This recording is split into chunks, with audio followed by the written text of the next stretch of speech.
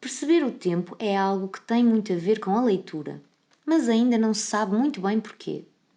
Há 2 anos atrás, começamos a investigar este mistério. Eis o que encontramos. Tentamos responder às seguintes perguntas. Em primeiro lugar, é verdade que o ritmo musical é importante para ler porque é importante para perceber a fala? Verdade.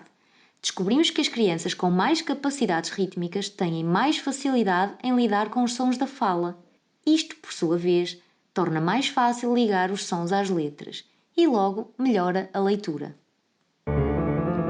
Ainda sobre o tempo musical, quisemos saber como é que a capacidade para lidar com batidas regulares pode ser útil para a fala, se a fala não é perfeitamente regular como a música. No nosso estudo, vimos que isto não interessa. Em português, como em inglês, temos uma espécie de batida a cada meio segundo, ou 500 milissegundos, que vem das sílabas tónicas.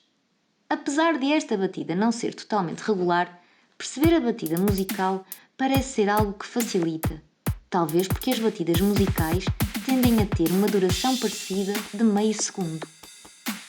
Esta deve ser a razão pela qual os gregos, que têm batidas muito mais rápidas na fala, 100 a 200 milissegundos, não tiram proveito das habilidades rítmicas para perceber a fala.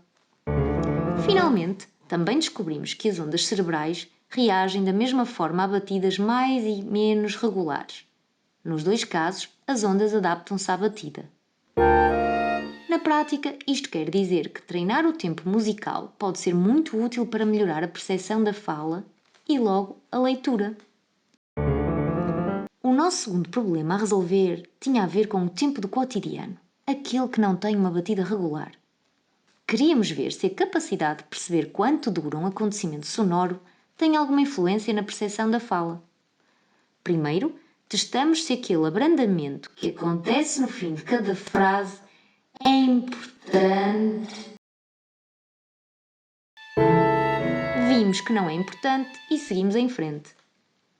O que fizemos a seguir foi testar se a capacidade para distinguir sons com durações diferentes, como B e P, que diferem em cerca de 80 milissegundos, é útil para a leitura.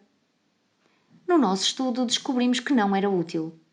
No entanto, pedimos também às pessoas para distinguir intervalos maiores entre sons, à volta de meio segundo, e vimos que isto era importante para ler. Aqueles que distinguiram melhor os intervalos foram os melhores a ler palavras inventadas como salipos.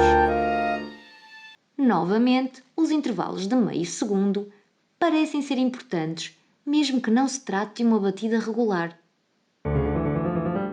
O nosso terceiro quebra-cabeças tinha a ver com a relação entre os 2 tipos de tempo: tempo musical e tempo do cotidiano. Às vezes, imaginamos batidas na nossa cabeça para perceber melhor quanto tempo passou. Primeiro fomos ver se isto era mesmo verdade. Vimos que sim, é comum, mas só para intervalos mais longos, maiores que 6 segundos.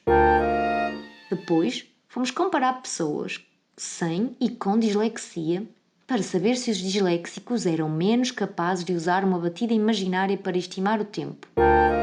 Vimos que era verdade. Por alguma razão, as pessoas com dislexia usam menos este cronómetro interno. E o último mistério a resolver era este. As pessoas com dificuldades de leitura não têm só dificuldade em perceber as durações daquilo que ouvem, mas também daquilo que veem. O problema é que aquilo que veem muitas vezes tem movimento.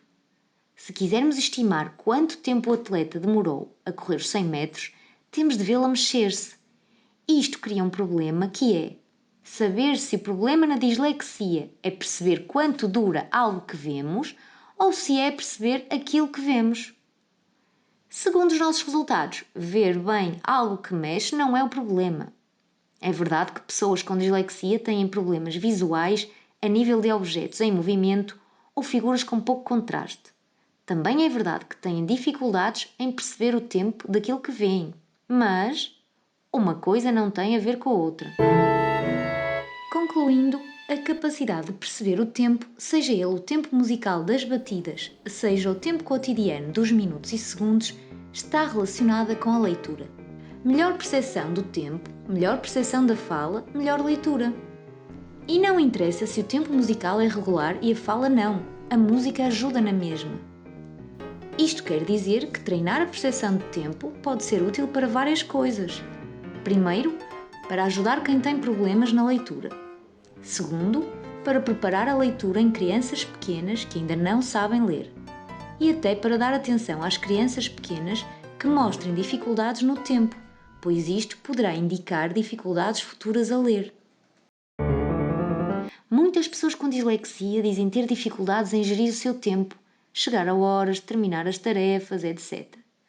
Isto pode estar relacionado com a dificuldade em perceber quanto tempo passou. Para saber como treinar a percepção de tempo, veja os nossos vídeos, o nosso site e o nosso Instagram. Em caso de dúvida, escreva-nos para o nosso e-mail. Teremos sempre tempo para si. 사이홈의 panda, chrono 열쇠. Teremos sempre tempo para si. Teremos sempre tempo para você.